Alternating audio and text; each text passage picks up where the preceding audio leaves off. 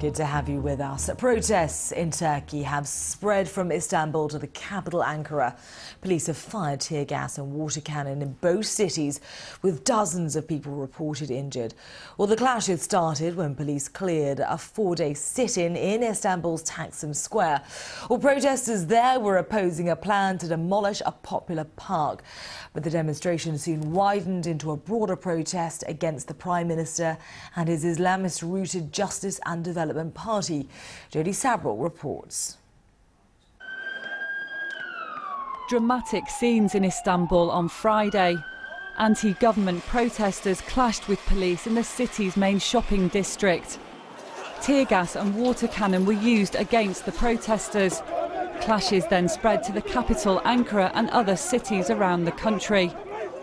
Tensions have been growing over the past 4 days. What began as a peaceful sit-in over plans to demolish a popular park ended in violent clashes after police used tear gas against sleeping protesters in a dawn raid on Friday. The plans to replace the park with a shopping mall have been controversial from the outset. Prime Minister Erdogan has said the regeneration project will continue no matter what. The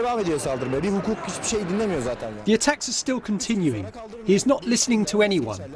He acts as if he is an Ottoman Sultan. He is trying to install his own dictatorship.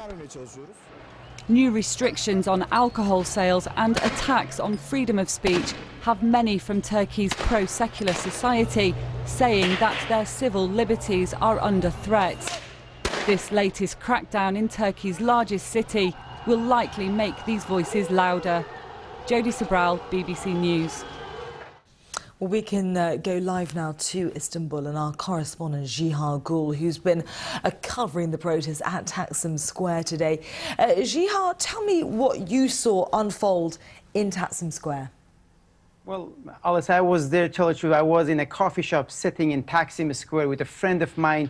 Suddenly I saw police, attack the protesters and bystanders alike, actually, and many people stormed into the coffee shop we were sitting, actually. The force was that much, actually. They brought the window with themselves and the door. They broke everything. So police was, since morning, they were attacking a group of people when they were trying to reach to Taksim Square, the main square, which is entertainment area, and many shops are there, and many tourists, actually. Normally, when they come to Istanbul, they come to visit Taksim Square. So they attack people with tear gas and water cannon, and even myself, I had a hard time to breathe, and for a moment I thought I might faint. So my eyes was burning, and many people like me actually just happened to be there. They were attacked. Jiha, it all sounds very dramatic. Tear gas. For a very long time that they are using excessive force against protesters. Don't forget, in May Day, International Worker Day, the same thing happened. Actually, police prevented the protesters to reach to the square. I was there. I saw the protesters. They were marching toward the main square. I didn't see any violence personally, and many people around there. But seems to me police just try to stop them to reach to the square and use. I have never seen, I have covered many demonstrations in many different parts of the world, but I never seen that much tear gas anywhere else. I thought I'm in the middle of the fire, just smoke, even you couldn't see around you what's happening, and many people were affected. So the reality, I don't know, there is a lot of criticism toward police, and even Interior Minister tonight, Turkish Interior Minister, promised to investigate the allegation of using excessive force by police against protesters. Jiha, you're painting a very evocative scene for us, but let's talk a little bit more about the cause of this protest, because it began as a peaceful protest, didn't it? An environmental concern about building over this Gezi Park inside Istanbul, but it's really widened out into something much more political, hasn't it? Absolutely. I mean, if you look at what happened in the past, today is entering actually the 5th day.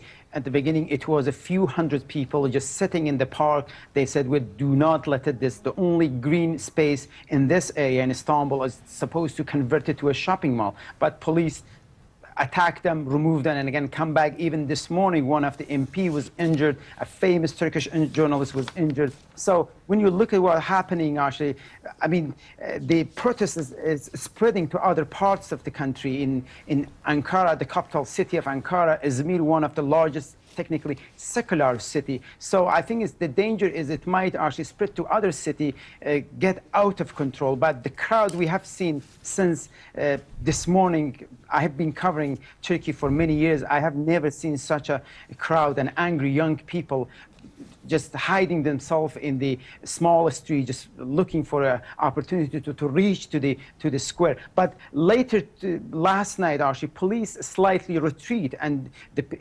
protesters actually managed to again go back to that park and sit down. They call it Occupy Taksim. So we have to wait. I think in the next few days, possibly there will be more protests, particularly in the weekend, because a lot of people coming to this area.